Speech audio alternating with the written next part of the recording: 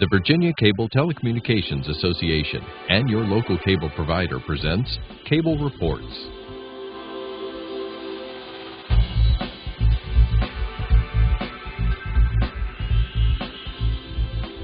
Join us now as Cable Reports brings you up to date on current issues facing the Commonwealth through discussions with your local legislators and other policymakers from across Virginia. Welcome from the General Assembly in the City of Richmond. I am Woody Evans for Cable Reports and Comcast, connecting Virginians to their government. We are pleased to have two members of the House of Delegates from Loudoun County with us today. Delegate Greason, good to see you, sir. Woody, nice to see you. Thank you. Delegate Jim LeMunyon, welcome. Thank you. Thanks for having us. Great. Tell us what's going on in Loudoun County these days. Well, we're putting a lot of the transportation money to work in a number of different ways. Route 50 is in the process of being widened. That'll finish in a little over a year. We're looking at redoing the intersection at 28 and 66, and then a whole new redesign perhaps for I-66 west of the Beltway out toward Manassas. So it's I don't expect too many significant transportation bills this year. It's more of monitoring what we did last year and putting that money to work. So a lot of construction. What about economic development in general? Well, that's been the biggest stumbling block in many respects to economic development in Northern Virginia. It's not that the businesses don't want to be there. We have a good educational system. We have a good quality of life. But if you look at companies who are looking to expand or maybe move to Northern Virginia, that's always been a principal concern. And so hopefully we'll be the fact that will have a better transportation infrastructure will improve our economic opportunities as well. A lot of new members in the House of Delegates, I think maybe 14 or 15. Have you had an opportunity to meet them all? All different, very interesting people from around the state. You know, it's a citizen legislature, so we have teachers, we have doctors, we have pastors, we have a few lawyers. So a lot of people think legislatures are full of lawyers. Ours actually isn't. So and business people as well. So I think we have a good mix. And your committee assignments this year, have they changed at all? I'm still on education and general laws. My new committee assignment, which I requested, is transportation. So those are the issues that are most important to the district I represent, and I'm happy to be on those committees. Congratulations. Delegate Greason, how are things going for you? Good, very good, Woody. Yeah, we started off with a bang this year. As Jim was talking about transportation, I would say the other major issue back in our district and around the Commonwealth is education. And so when you talk to people, they usually say in whichever order they might, transportation is their number one issue or education is their number one issue. And depending on who you're talking to, you'll get that answer pretty consistently. And you chair an education subcommittee now, do you not? I do. So I also sit on the education committee with Jim LeMunyon, and I sit on general laws with Delegate LeMunyon as well. And then my third committee is appropriations, and so we deal with the budget and the funding for a lot of those issues that we deal with. But in education, I am the chairman of the Education Reform Committee. And so in that committee, we look at all the new good ideas and sometimes bad ideas that come forward to try to improve our school system. And of course, on the agenda this session is standards of learning reform. Can you give us a bit of history about how the standards of learning came about, what needs to be done now in terms of the experience we've had with them? Sure. Standards of learning have been in place since the 1996 session, and the first test was administered in 1998. And at that time, and until today, I think the standards of learning have done a great job at providing us with accountability in our school system and really understanding how our children are doing on an apples-to-apples basis. So setting a baseline and understanding how the accountability and how the educational progress of each child is going is very, very important. Where we are today, Woody, though, is I think we have gone a little far in over-testing our children. Today in school, we have 34 standardized tests between third grade and graduation.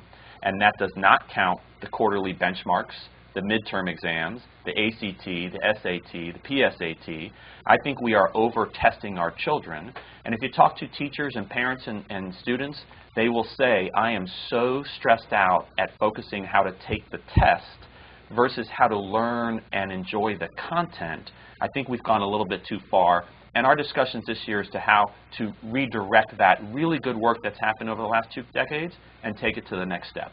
I can certainly sympathize. As a granddad, one of our grandchildren really complained last year in 3rd grade when she had to take some of those exams. So reform is excuse me, is definitely needed. Are you hearing the same thing from your constituents?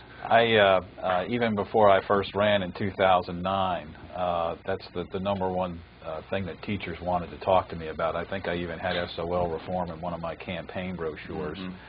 My wife happens to be a substitute teacher on a fairly regular basis in Fairfax County schools and helps administer those tests. And so I've been listening to that feedback as well over the last 4 years. So we need to do something. The question is, what's the right thing? And I think that's one of the tasks for the Education Committee this year. By the way, if you need an expert witness on SOLs, talk to Joseph Yost, who's from Giles County. He's the youngest member of the House of Delegates.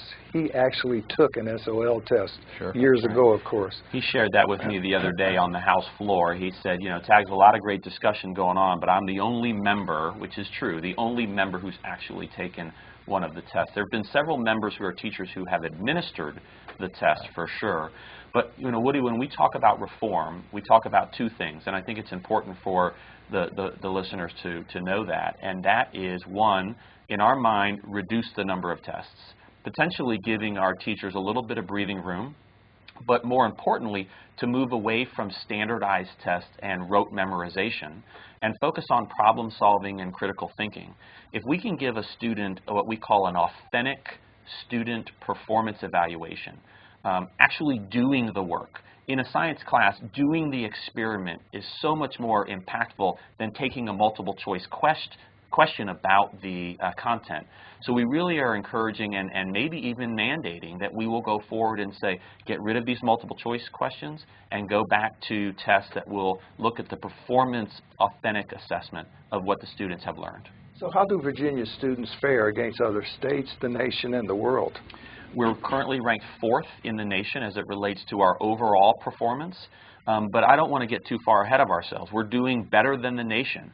But if you look at proficiencies in reading, proficiencies in math, and proficiencies in science, you'll see that our scores suggest that between 45 and 50% of our students are proficient in those 3 areas, which suggests that the majority of our students are not proficient. So I think we're doing a very good job on the right path, but there's certainly a lot of work to be done to make sure that more of our students are proficient in these basic areas. And of course, this is, excuse me, this is the foundation that's being laid, and it's critical that that foundation be laid in order for students to matriculate well at our institutions of higher learning and our junior colleges. Well, we need to make sure that the Virginia high school diploma counts for something, and that these students are ready not only for college, if that's where they're destined, and most are these days, but for the workplace, especially in science and technology jobs, which are so important in Northern Virginia. Now, you had a town hall meeting this past weekend. Can you give us the flavor of it and what kinds of issues were raised? Sure. We had about 30 or 40 people that attended on Saturday morning. I did it with State Senator Chap Peterson, whose Senate district overlaps significantly with mine. And so we talked about SOL tests, as it turns out. Also talked about the transportation funding and a number of the things that people will see just driving down the road in terms of projects and some other things that are coming. The ethics legislation that's received a lot of attention in the news. I think there were 4 bills that were introduced on Friday, which is the last day to introduce bills this session. I have one bill that has a particular dimension on that, and then just the overall budget. You know, where do we stand in terms of keeping Virginia's fiscal house in order, and how is that money going to be allocated? I think the underlying theme through many of those was, as it has been for a long time, jobs and opportunity. People want to make sure that there are increasing opportunities not only for folks that are working age, but children who are coming through our school system, that meaningful careers that pay the bills are going to be available in Northern Virginia for a long time to come. So what does your ethics reform legislation focus on? There are some people who suggest that, yes, there is a problem, but we shouldn't go too far with this. Yeah, I'm for going pretty far, but and there are, I guess, 4 bills that have been introduced. Mine deals with just one specific component, and it is related to gifts received by the governor and people associated with him from individuals who may be seeking or have received funds from a special fund in the budget called the Governor's Opportunity Fund. And this is an economic development fund. What's special about this fund and the need for the bill is that the money can be given in the form of grants in a way that does not require competitive bidding. And so most contracting, whether it's VDOT and asphalt or other services that the government contracts for, are all done through competitive bidding. This is through a non-competitive process. Bob McDonnell typically used this money to attract businesses to the state or to expand businesses in one place or another.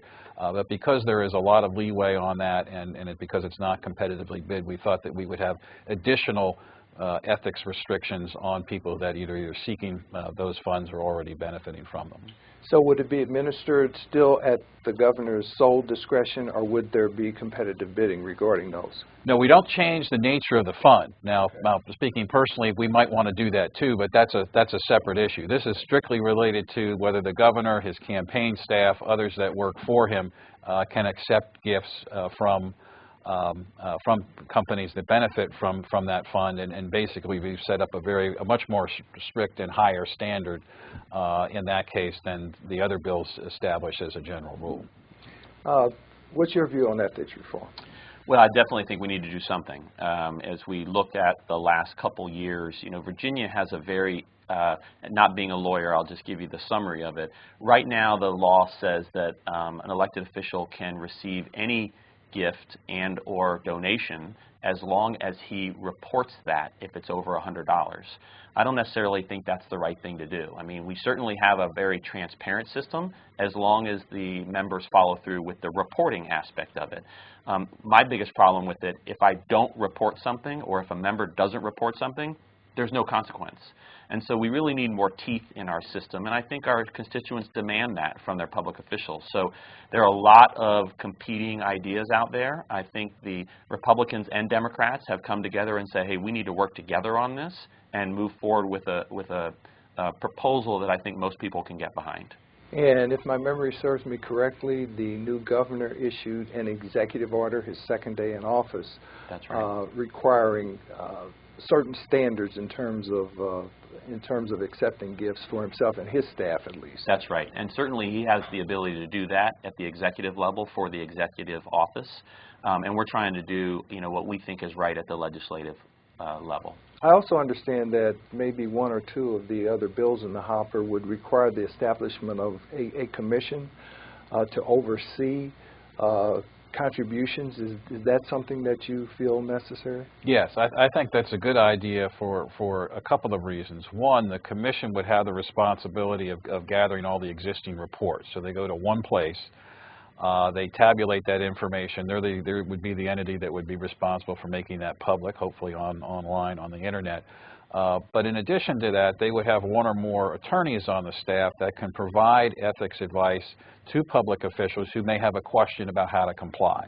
And so as the rules change, should I have a question about how to fill out a report or whether something is maybe in some area of the law becomes a little bit gray, I can go to that person and say it's my intent to comply, stay on the right side of the lie. Can you give me advice on how to do this in this particular case? And I several years ago worked in the federal government where we had such an attorney, and I found it to be particularly helpful. So I'm glad we're doing that. We had talked off camera for a minute about budget surpluses when the Commonwealth runs a budget surplus, and I think you have legislation in that deals with that issue. Talk to us about that, please. Sure. I think former Governor McDonnell and his administration did a great job with fiscal management to the point that we ran surpluses every 4 years. In the campaigning that I was doing last fall and knocking on doors, a number of people say, well, that's great, Jim, that we've had these budget surpluses, but then it looks like the government goes and spends it all. So is there some time when that surplus is actually going to come back to the taxpayers? Because if it's really a surplus, then it's still our money. We ought to have at least stand somewhere in the line to be part of that. And so I have a legislation in that does that. Now there are other good uses for government, for surpluses, one of which is to put additional funds in our state rainy day fund. So if we ever have another economic downturn like we had in 2008, 2009, we have money in reserve to keep programs going, at least for a period of time. So I'm not saying that we need to make changes in those kinds of things, but I think there is some appropriate place for taxpayers to get the money back if we keep running surpluses. And I believe the previous governor had also established a fund, Rainy Day 2, if you will, to deal with the impact of sequestration. Sure, sir. It's called the FACT Fund, the Federal Action Contingency Trust Fund, and it essentially is that, Woody, that if there are actions by the federal government that impact Northern Virginia or Hampton Roads or other areas of the Commonwealth, we rely heavily on some of our jobs and our economic input on our relationship with the federal government. And certainly we want to make sure that if anything happens, we have a second, quote-unquote, rainy day fund to help offset some of those contingencies. Well, how important is it to diversify the economy of the Commonwealth? Because we are heavily reliant on the federal government and especially military installations throughout the Commonwealth.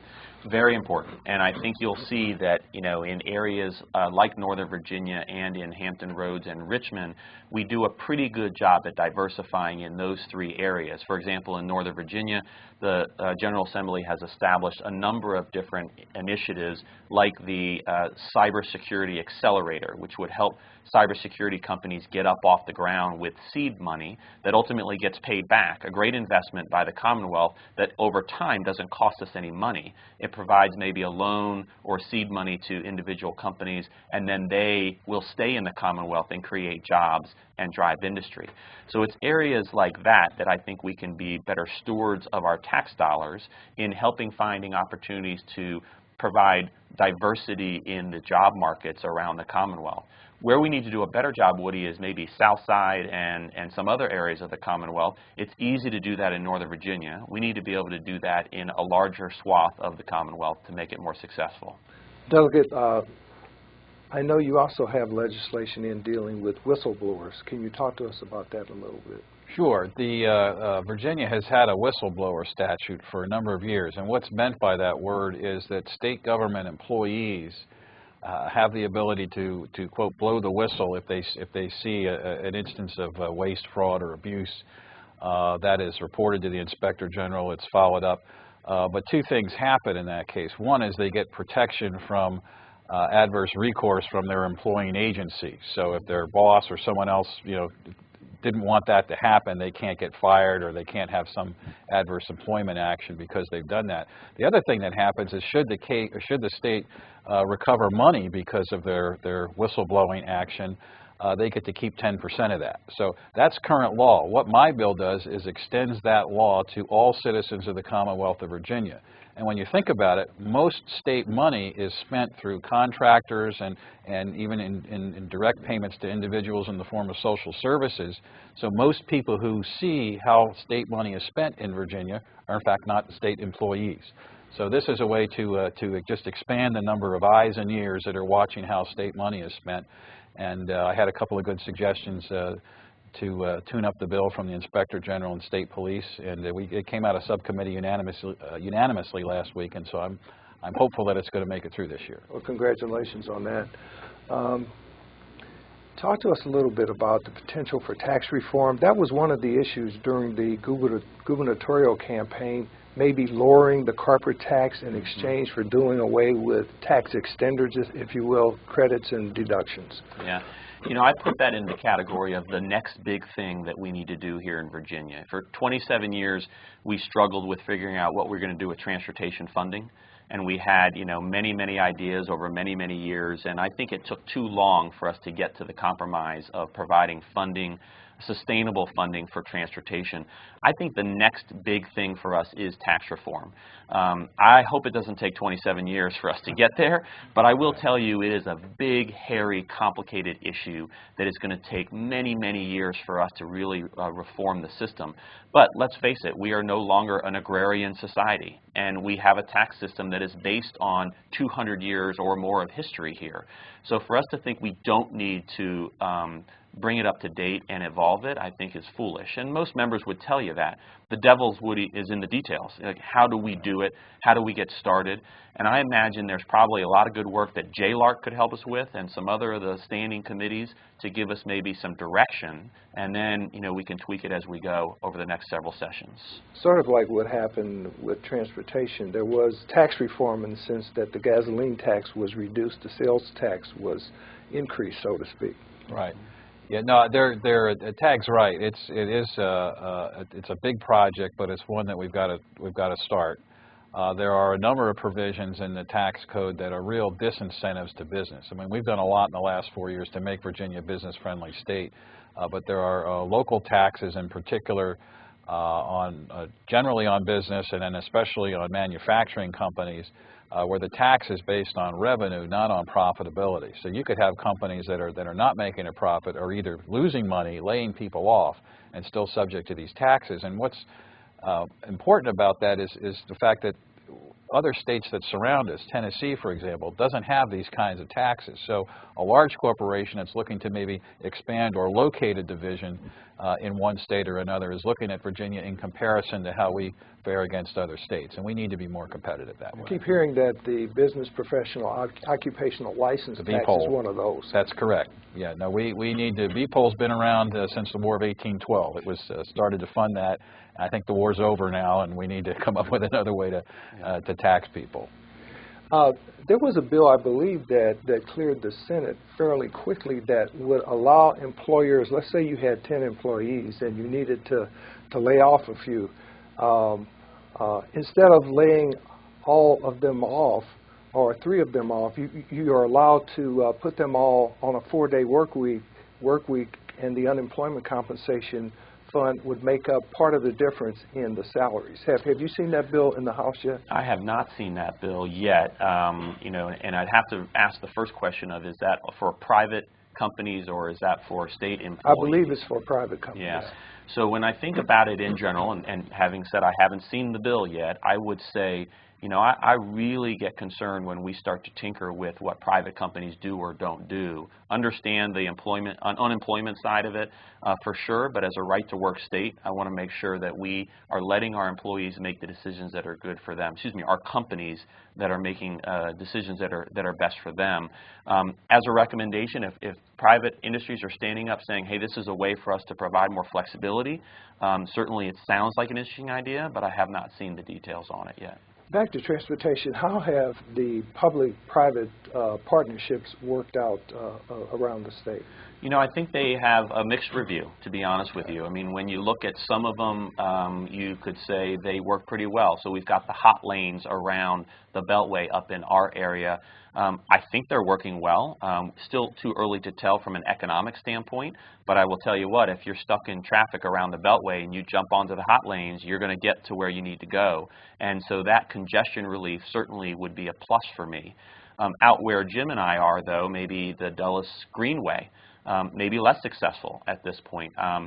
Right now, tolls are going over $5, $6, $7, $8 over the next several years. And while that's not even a partnership anymore, it's just a private entity, there is a mixed bag of results. So I like private partnerships, public-private partnerships, but certainly they have to be on a one-off basis. You can't just say on a big swath that these are good for us. I think it's dependent on the project itself. And apparently the one in Hampton Roads has run into a lot of controversy over with the tolls, and that's always going to be an issue, and who decides how what the toll rates will be, not only at the beginning but over time. Dulles Toll Road, not a public-private partnership, but similar question or similar issue with the toll. One of the things that's unique about Virginia in comparison to other states that have used public-private partnerships for transportation is that because we have a AAA bond rating and have managed our fiscal affairs well over a long period of time, the state can actually get better interest rates on debt than private entities in most cases. And so if you want to borrow money to put together a transportation project, if the money comes through private entities, the tolls are actually going to be a little bit higher than if the state were to do it itself. So we need to keep that in mind. Of course, there's not an unlimited amount of borrowing authority that the state has. We actually have strict limits on that, so we just can't do that willy-nilly, but that's going to be an issue going forward. Tag's right. Some of these things are going to work better than others. The Greenway, that's a serious situation in Loudoun County. That one option is for the state to take back the road, refinance it, and with lower interest rates, lower the tolls. I hope long-term that's a lot of details to get that right, but I think long-term that's where we need to be. And healthcare is a significant issue. It always is, but this year it's highlighted by two major issues. The first relates to one of your colleagues in the Senate who suffered a tragedy recently, and so mental health reform is on the agenda, and of course Medicaid expansion is on the agenda as well. Talk to us about those two issues. You know, really a tragedy what happened to Senator Deeds and his family, and certainly one thing that we want to focus on is understanding what happened and what is happening in our mental health environment. Right now, to be honest with you, we're not sure if we have a funding issue, if we have a resource issue, if we have a communications issue, if we have a lack of knowledge on how the system works. But after the Virginia Tech tragedy, we spent a long time working on reform of our health care laws. And so I think there is a lot of focus on it, appropriate focus on it this year, and there will be multiple committees looking at hundreds of ideas on how we could improve the system itself. And so I'll stay tuned to how those committees do their work. On the Medicaid side, also very important. Right now you hear Medicaid expansion or you hear Medicaid reform.